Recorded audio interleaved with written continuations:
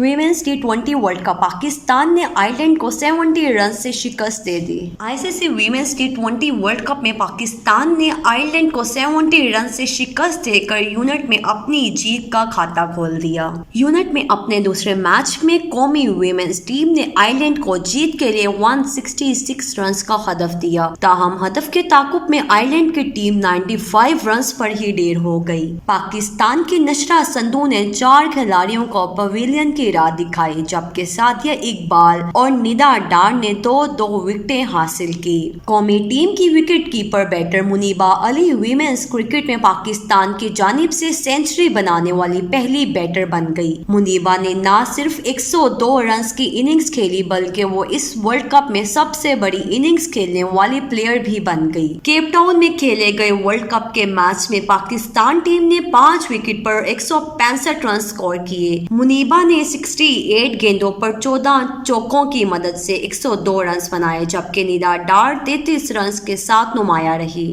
Ireland کی جانب سے آرلن کیلی نے 2 وکٹیں حاصل کی۔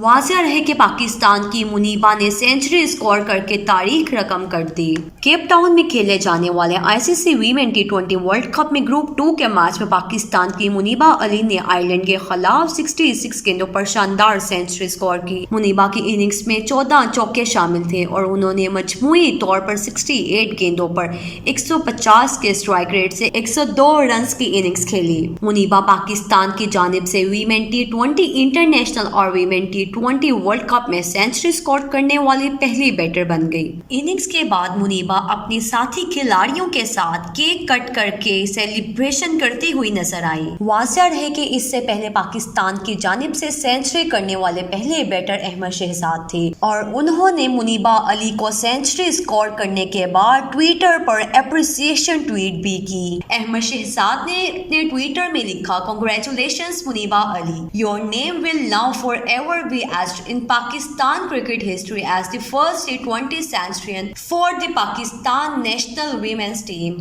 Mubarak. Keep up the hard work."